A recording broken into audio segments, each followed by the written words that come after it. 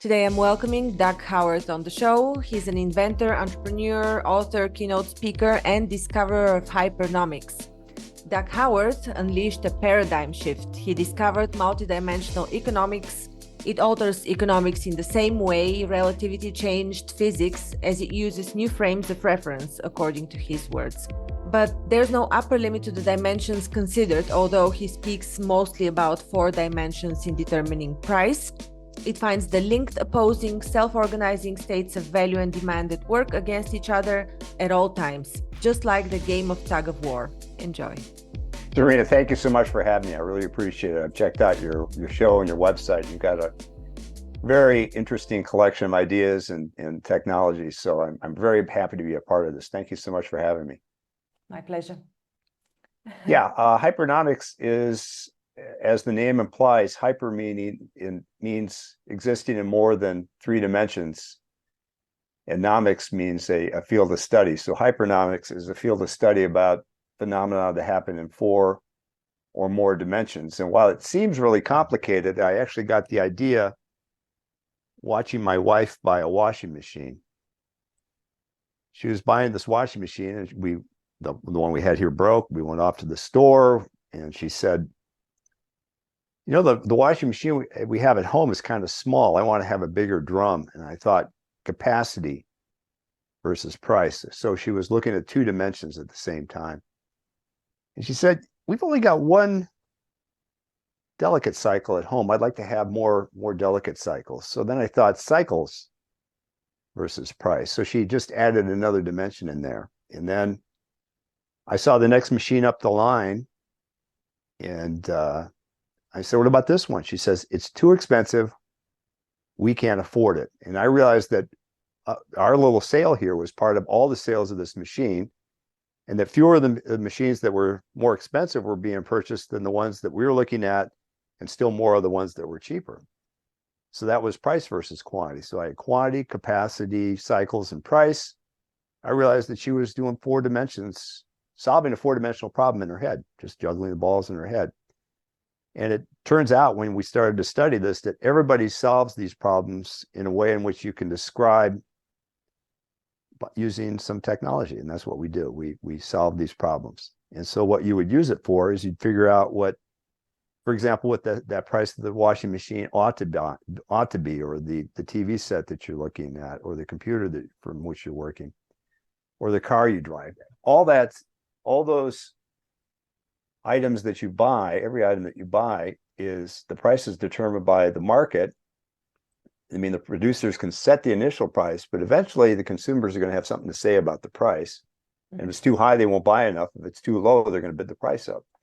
And so this helps you figure out what the price ought to be before you make it. It also shows you where something might be in the market that, you want to find out what the market wants, doesn't have, and can afford. So this shows you, it helps create maps that show you open spaces in markets. Mm-hmm. But you have to feed it first, I suppose, with information. Oh yes, you got it. It takes a lot of care and feeding. Yes, right. Lots of feeding. Yes.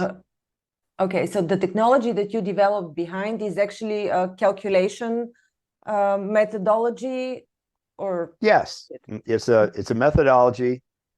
We can't patent mathematics, so we didn't patent the math. The math has been around for forever. We just discovered it. But what we did was we came up with a method by which we display it. And so the display has the value attributes of a product on one side, and then the demand for it on the other side. And we put value elements in green, meaning that you can keep adding value almost indefinitely.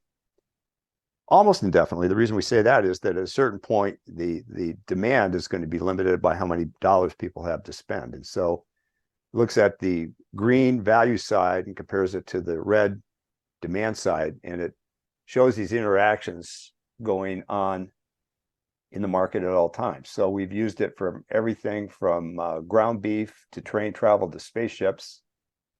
We've also created a little private fund. It's not open to the public, but we buy stocks out of the U.S. stock exchange, the S&P 500 as it's known here. and we're doing twice as well as they are over 3.5 years. So it seems to work. You feed Yeah. your methodology, your system, so to call it, with stock market information, and it makes a proper projection. I see. Yeah. Gives you some options, and then you choose an option, and then that would be something you would buy. You would find something that, in our vernacular, we'd underpriced. The market's not properly valuing it.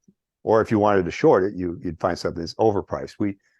We don't trade in shorts or leverage or options or anything like that right now. We just do all straight buys. We want to be very conservative, prove it works, and that's how we do it right now. So yeah. It's not a commercialized product. You're just testing this. Okay. Just testing. Yep. And are 4 dimensions enough to give a significant enough correctness about this? Well, that's an excellent question. Sometimes we have to add in other features, and you would modulate the data with other information. So, for example, let's take a house, for example. I'm living in a house. You're in a house. The value of the house is a function of how many square feet it has, and maybe the size of the lot.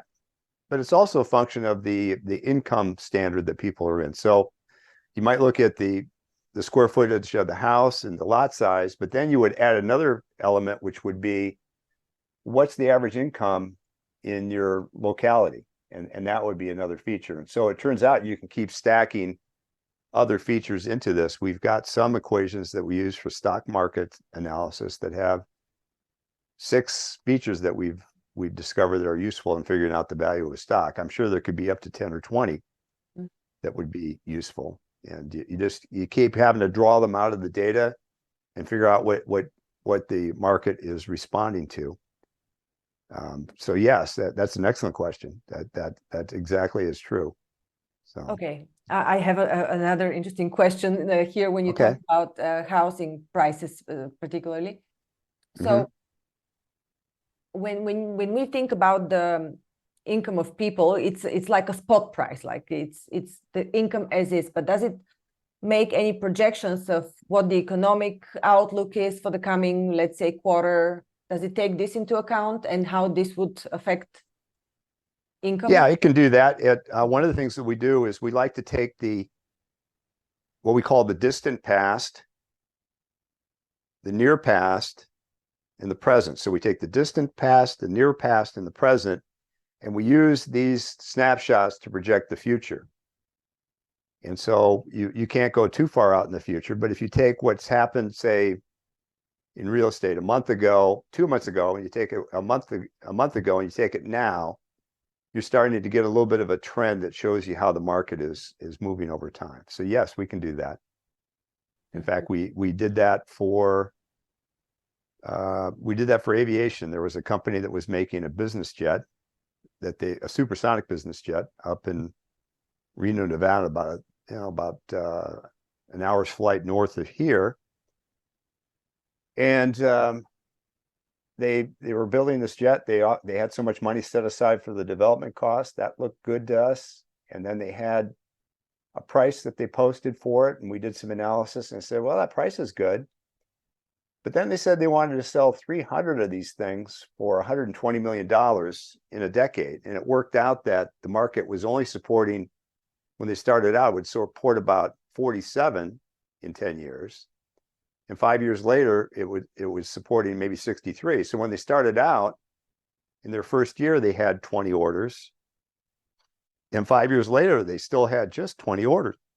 So I wrote a piece on LinkedIn and said that it was worth every penny, but there weren't enough pennies in the world for them to make their sales target. So I got an angry reply from an executive there that said, "Well, we just got a big order in." Well, he failed to mention that the order, such as it was all what they call options. That wasn't a firm order in aerospace.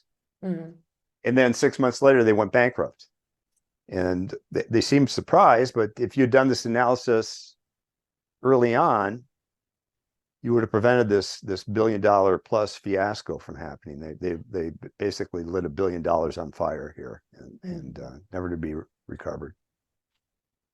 From what I understand, I mean, I'm also thinking in a few dimensions while you're speaking, and I understand that the demand can be local, can be from. Oh yeah. There's a human, there's a big human part in the setting up of the system, right? So how do you define where the demand comes from, or what if the model changes, or things like that?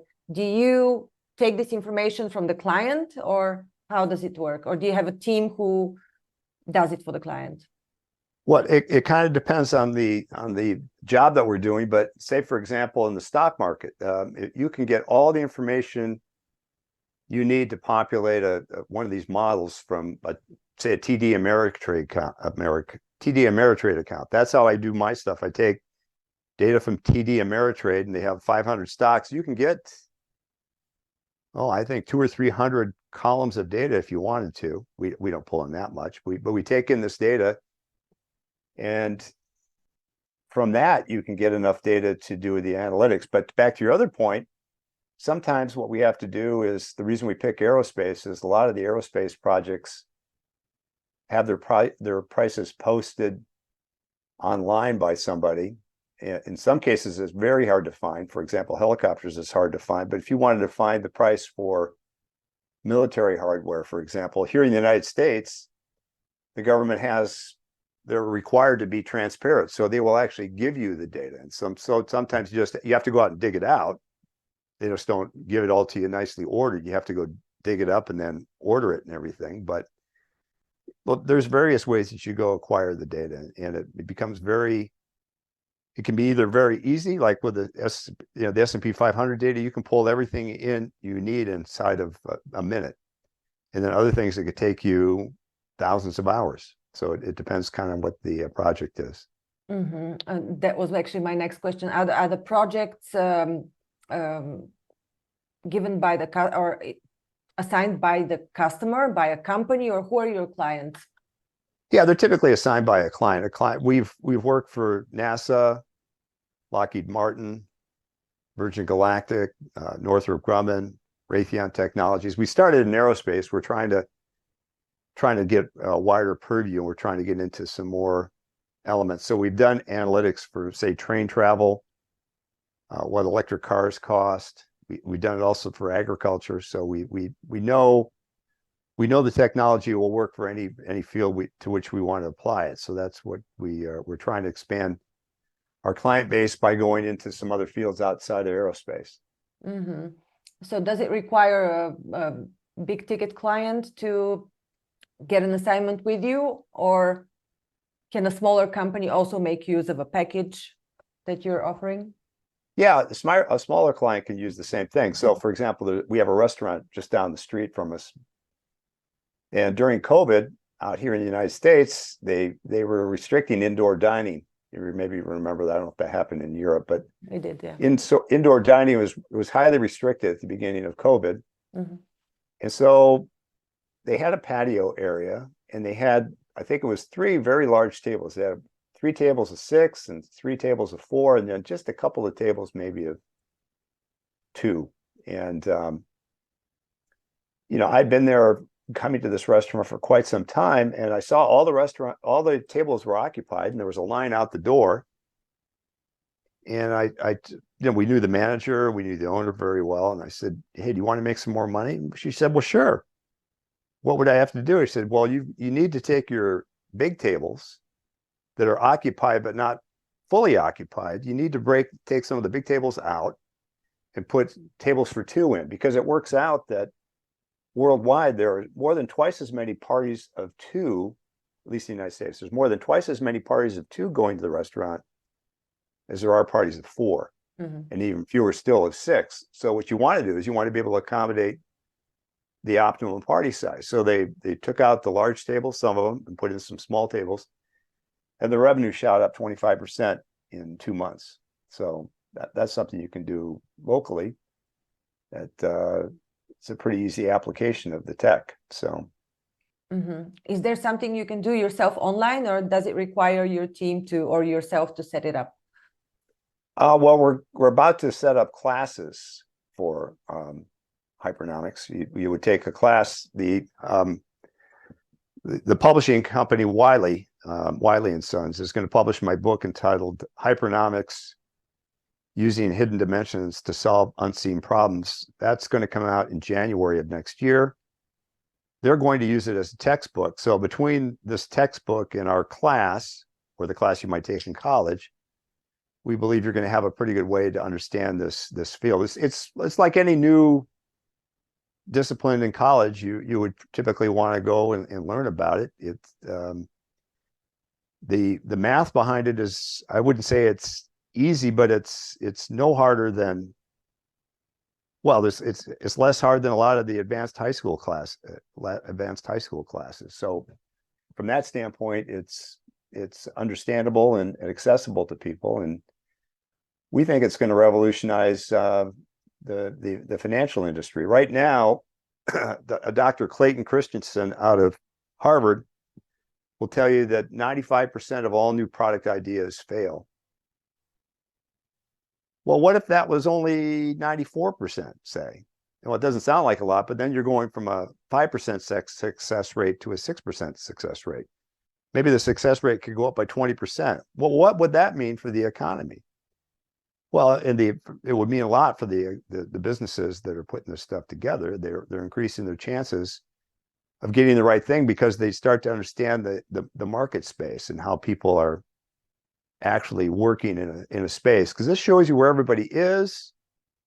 It shows you how the customers are reacting to your competition, and it gives you an idea where to fit into these spaces. And so we think that people applying this more often, well, Grace, right now nobody has it, but once it starts to be applied in broader and broader segments of the economy, that the success rate ought to start climbing for products. Also, here in the United States, the failure rate for companies is very high. I think 7 out of 10 businesses fail after 10 years. Well, what if that was reduced by, say, only 6 out of 10 businesses failed?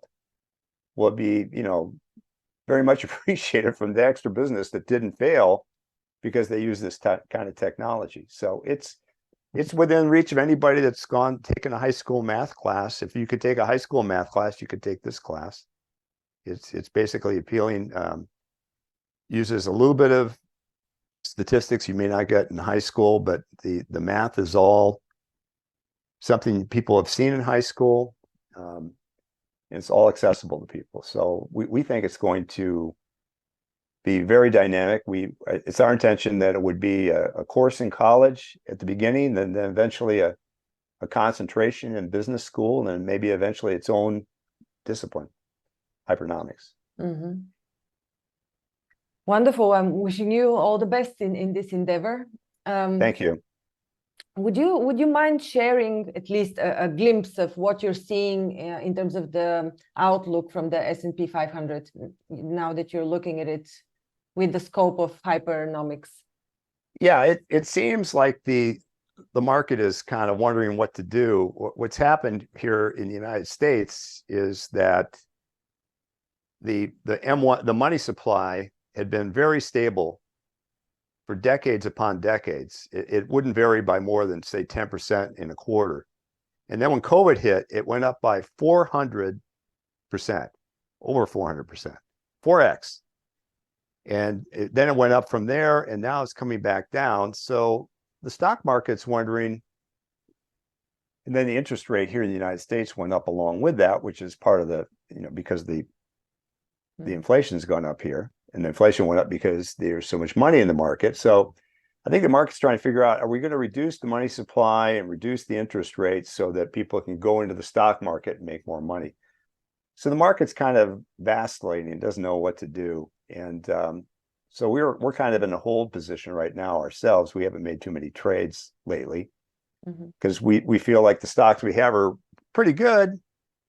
They're not being rewarded the way we think they ought to be, but that's because people don't know what's going on. There's a lot of uncertainty in the market right now. And that's part of what we hope to be able to take out of the world going forward. We think that, you see these huge cyclic events in the market where you get these big ups and big downs, especially the one we had in 2009 where the housing shortage came into play. Well, if you if this had been in place 20 years before that, and everybody, of course, there's a bunch of ifs, but if everybody had abided by, fair reporting rules, which is to say they weren't, overrating the products that were really pretty crummy, they were giving them a real high rating.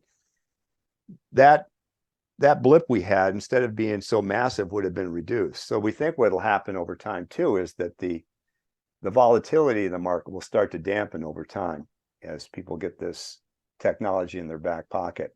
Because people will say, you know what, you go ahead and overreact to the market. I said, I know what I'm doing. I'm not going to overreact. I'm not going to panic sell when you guys start to get a little nervous about the prices. I'm not going to panic buy when everything's rolling up. I'm going to stop going along with the herd, because I understand the herd's going to start to see things my way, and it's going to start to dampen the effects of these swings over time. That's what I think is going to happen. Did that answer your question? Yes, it did. But I'm also thinking about the fact that there are a lot of events that are driven by policy decision making. Oh, yeah. So how can this be taken into account when you have no clue what the outcome would be? For example, the voting for the interest rates, or I don't know, something like what is happening in Ukraine, or something else happens, an extraordinary black swan event. And okay, well, I can't I can't explain every event, but for example, we can know what happens, for example, with respect to tax policy. Here in the United States, in 2014, Washington State and California, both United States, no, I'm sorry, Colorado, excuse me, Washington State and Colorado both legalized recreational marijuana in the same year. Now, Washington State had a third more people, and at the end of the year, Colorado had 7 times more revenue, tax revenue, than Washington State did. The reason for that was that Colorado's tax rate was 30%, and Washington State's was 108%. And so what this recognizes is that there's a response that the taxpayers will have to added taxes. So here in the United States, people are leaving some of the states that have higher tax rates. The states seem to think that higher tax rates necessarily implies higher tax revenue. But if the shape of the demand for the shape of the demand curve for the taxpayers is flat, and it is, you're actually shooting yourself in the hip. What you want to do is you want to keep the tax rate low enough to draw people to your state so that you have more people to tax. You don't want to overtax them. You want to appropriately tax them so you have more people from which to draw.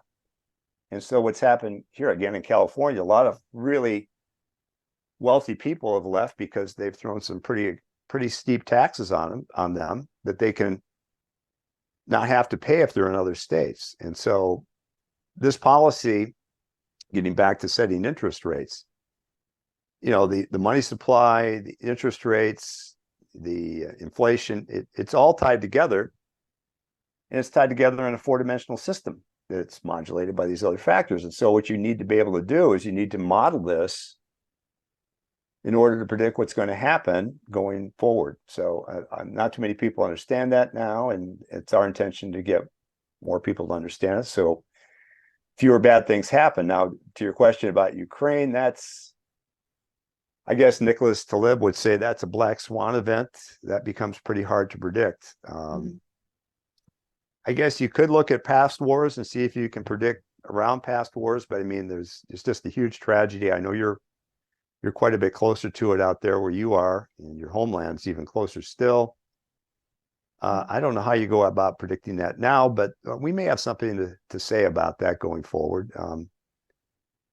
We may be able to figure out, some more parameters that come out of world events that you could actually stick into a model like this to maybe prevent fewer of these incidences happening, but haven't attempted to try to do that yet. But that's a fabulous question, Serena. I appreciate that.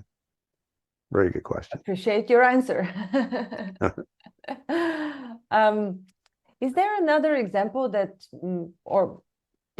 you can share with us where you can exemplify what are the dimensions that you can put in? Let's say you mentioned electric cars. What are some dimensions you took into account?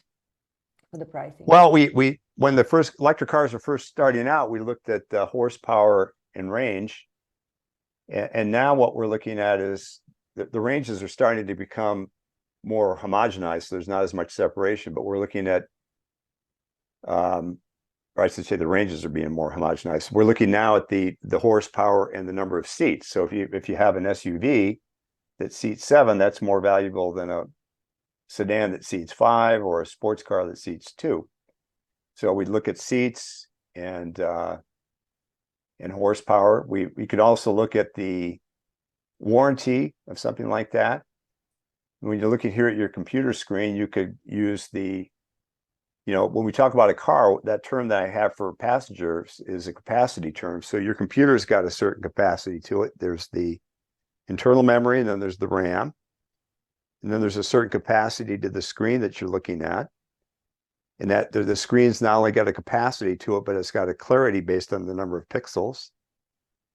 And you can accommodate all that in this kind of model to keep trying to drive the price, try to narrow the error band around the price. What you're trying to do is your errors might be like this around what your prediction is, and you're trying to neck the errors down by getting more and more information about what's going on to the item in question there, or items in question.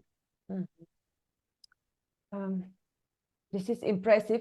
You mentioned that you've gone up to 6 dimensions on the price predictions. Right. Do you see any possible developments from the introduction now of AI to expanding this to more calculation capacity, that it takes more dimensions into account?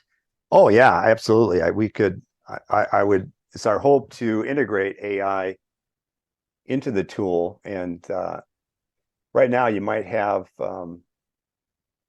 500 independent, what they call independent variables, influencers on say a stock. What if the AI could pick the influencers for you faster than you could pick them even with your programming? And that would be something you could do. So yeah, I think AI is going to have a huge role in this. What we like to say in our little company is we're focused more on the I rather than the A, because there's some intelligence here that nobody had seen before. Yeah. So the artificial part, the A, is great, but at a certain point you got to focus on the I. What do we actually know? What can we know?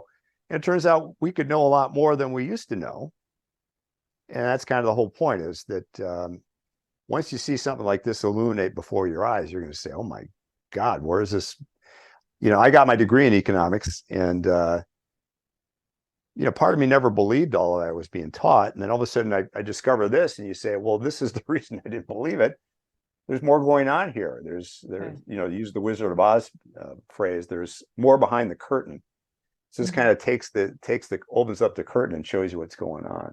So it becomes a lot less mysterious when you do that. So, a lot of people try to sell books, even the financial realm, about trying to throw some mystery around it, make it a little mysterious.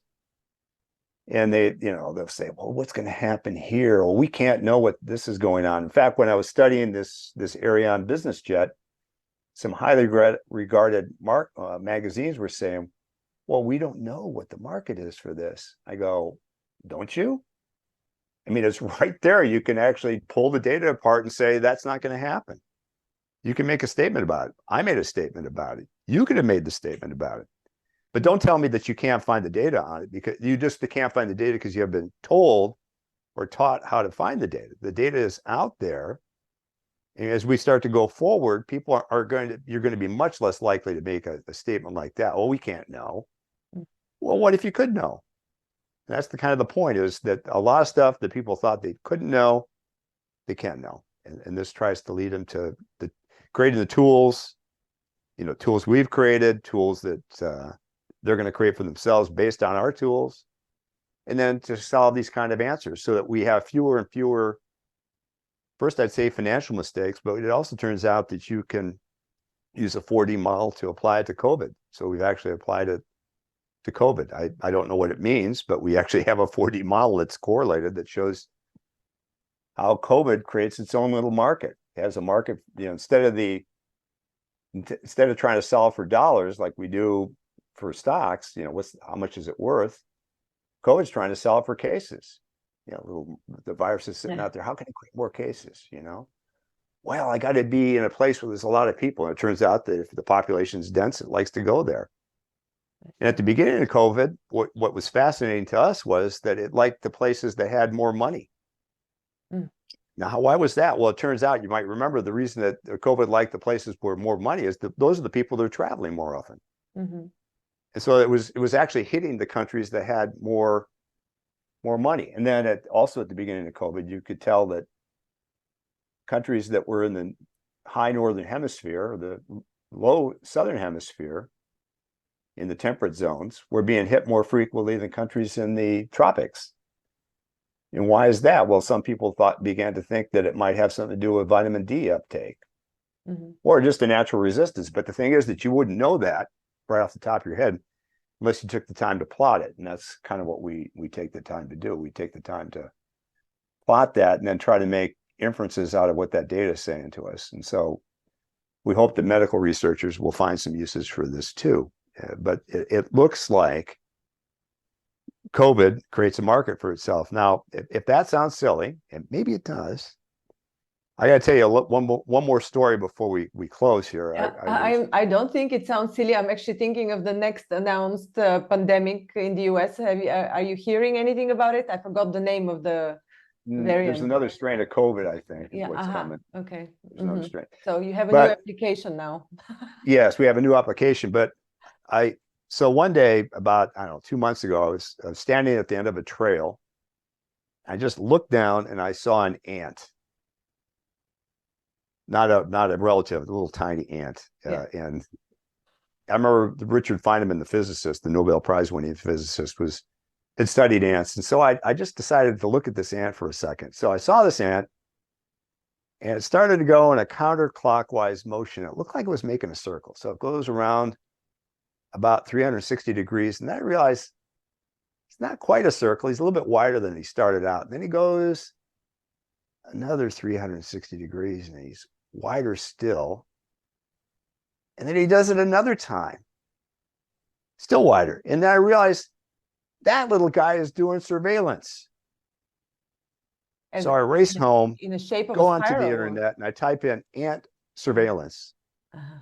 And it turns out that this ant that's been around for at least 40 million years does surveillance. And what he was surveilling was, he was going around to going around the neighborhood here to see if he could find an open spot, to see if this sounds like hypernomics, an open spot for his colony that he was then going to recon. Once he saw the open spot, he's going to see if the accommodation, much like the square footage of the house, if it was the right size, if it was cool enough, had the right amount of dampness, maybe not very much.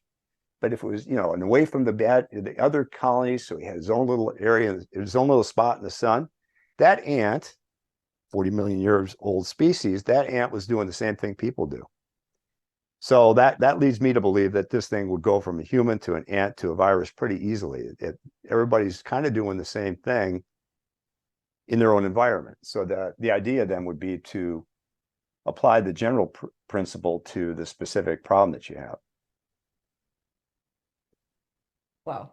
that was it took a while for me to understand the whole link with the ant and the virus, but okay. Yes, right. Well, that's the link right there. Yeah. So it may seem strange, but once you start to see this more frequently, I mean, and the other thing too is, I came up with this idea. I didn't believe it for 3 or 4 months. It just seemed astonishing. What do you mean there's 4 dimensions?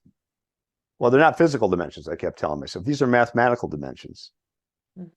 And then I finally got it. Okay, they're math dimensions, so it's different. It exists in its own little world, but it's right there for you to plot if you just take the time to do it. So I took the time to do it.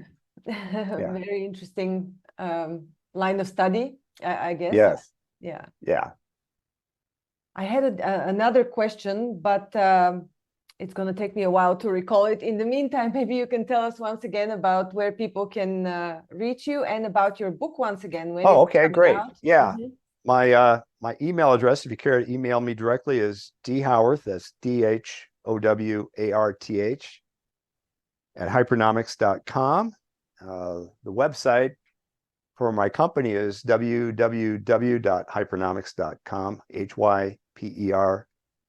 HYPERNOMICS. My personal website is doughowarth.com. And my book entitled Hypernomics: Using Hidden Dimensions to Solve Unseen Problems is already available for pre-sale on the Wiley website, along with Amazon and Barnes & Noble. It will hit bookstores in January of 2024, January 29th, I believe. Mm-hmm. Awesome. So. Well, my question didn't want to be asked, so I'm just going to skip it. It's okay. We had some fun, though. But thank you so much for this intriguing conversation. It was very interesting, and I do hope that eventually this field of study reaches universities according to your plan and gets spread even to the administration and governmental organizations. I think it's useful there and basically everywhere. Right.